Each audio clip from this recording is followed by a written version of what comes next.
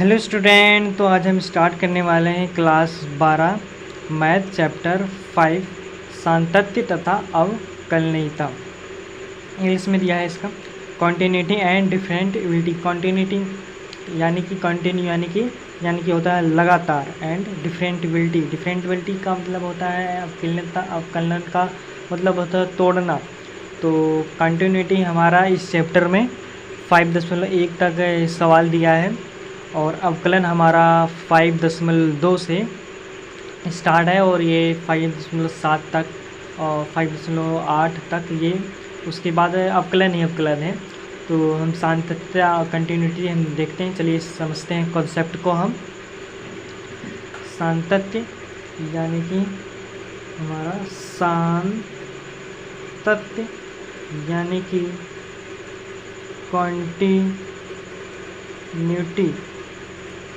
Continuity यानी कि continue कोई भी चीज़ मतलब यानी कि लगातार चल रही है तो उसे हम कंटिन्यू कहते हैं। कंटिन्यू चल रही है वो लगातार। कंटिन्यू का मतलब होता है यानी कि लगातार। इसे हम ग्राफ से समझते हैं, यानी कि जैसे कि एक ग्राफ दिया है यहाँ पर कोई बिंदु चल रहा है। यहाँ पर ऐसे ऐसे ये यहाँ पर कोई मतलब ब्रेक नहीं हो रहा है, रुक नहीं रहा है, ऐसे लगातार बिना पेन उठा हुआ है ऐसे ऐसे चल रहा है। तो इसे हम लोग कहते हैं कंटिन्यूटी, सातत्य यानी कंटिन्यूटी यानी कि लगातार चल रहा है। और यदि कोई बिंदु हमारा यहाँ से स्टार्ट हुआ और यहाँ पर आते आते यहाँ पर रुक गया, फिर यहाँ पर स्टार्ट हुआ, फिर यहाँ पर फिर ब्रेक हो गया, इसे हम लोग डिसकंटिन्यूटी यानी कि असातत्य कहते हैं। तो आप समझ चुके होंगे। तो चलिए स्टार्ट करते हैं हम सातत्य के कुछ सूत्र की सहायता से आप क्वेश्चन लगा सकते हैं। तो चलिए हम स्टार्ट करते हैं। हम सातत्य कंटिन्यूटी का कुछ सूत्र देखेंगे, हम अवकलन का बाद में देखेंगे। तो यहाँ पर कुछ सूत्र, अगर आपको ये सूत्र समझ में आ गया तो आपको 5.1 को पूरा लगा सकते हैं। तो चलिए स्टार्ट करते हैं। यदि फलन f(x) किसी बिंदु x = a पर संतत है तो लिमिट f(x) = fa। लिमिट क्या यानी कि होता है सीमा, f(x) मतलब हो f(x) का यानी कि इसका मतलब होता है फलन, यानी इसका हो गया फलन की सीमा। तो इसका मतलब होता है फलन x = a का मान। तो यहाँ पर सूत्र दिया है, इस सूत्र को आप याद कर लेना। Limit f(x) tends to a। Tends to का मतलब आप जानते हैं, यानी कि अगर यहाँ पर टेंड्स टू 3 दिया है, यानी इसका मतलब x = 3 नहीं होता, इसका मतलब ये नहीं होता है।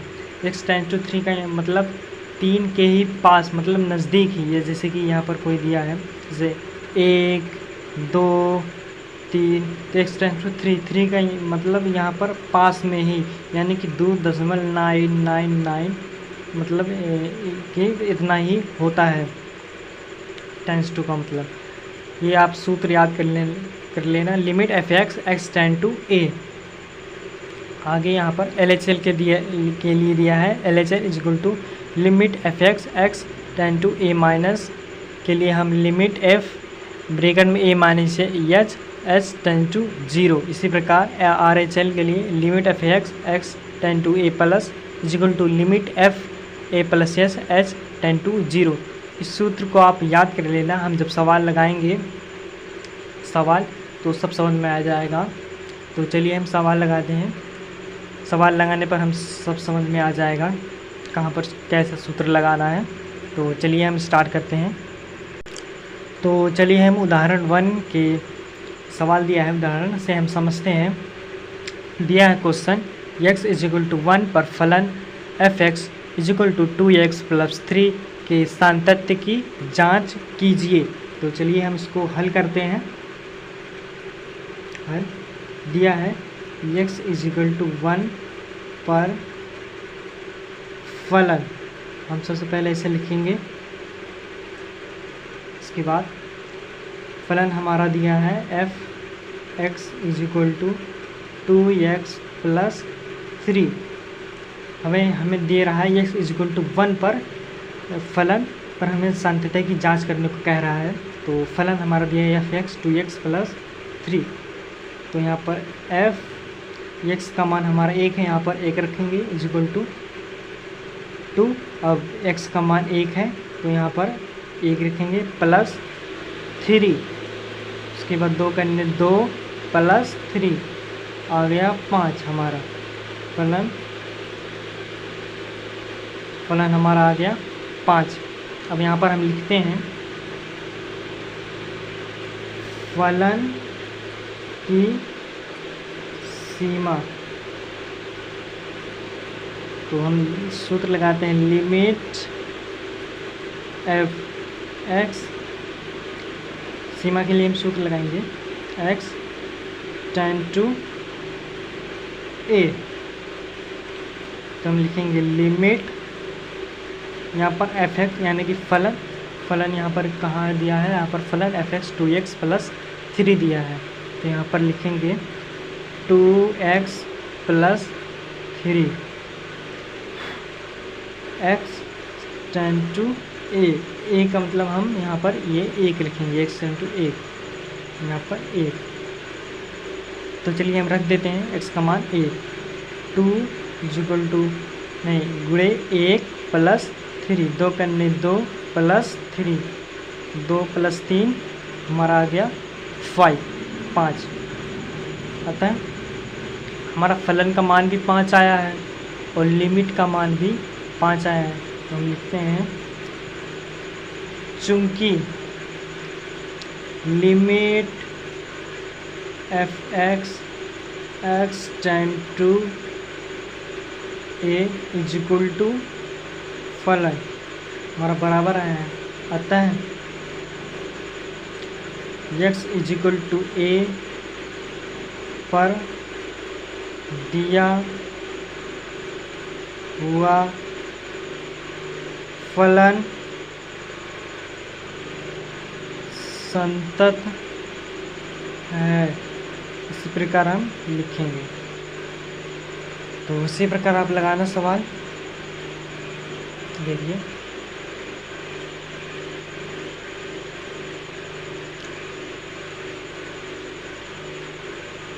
चलिए हम अगले सवाल से समझते हैं।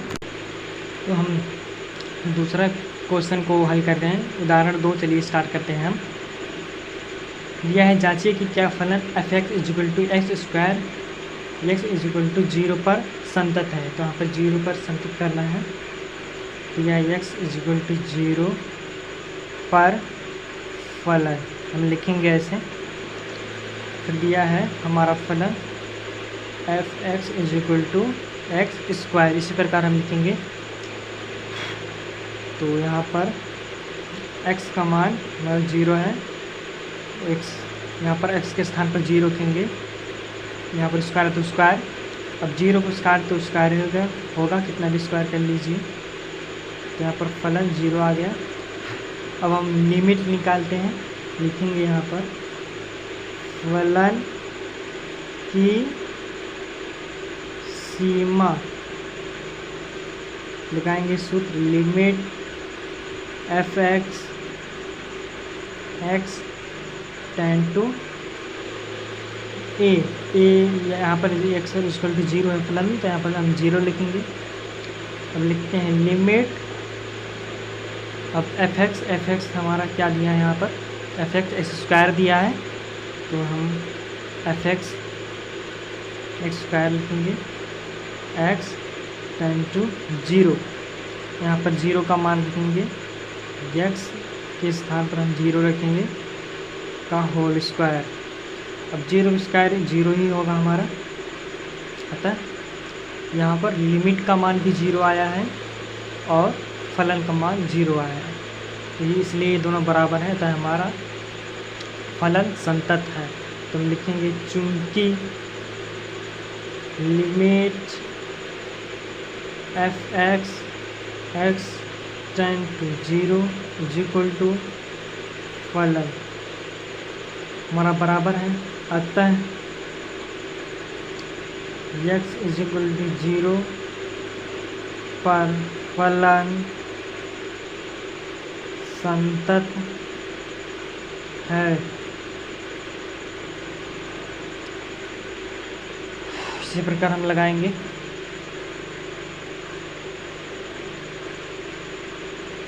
देख लीजिएगा एक बार।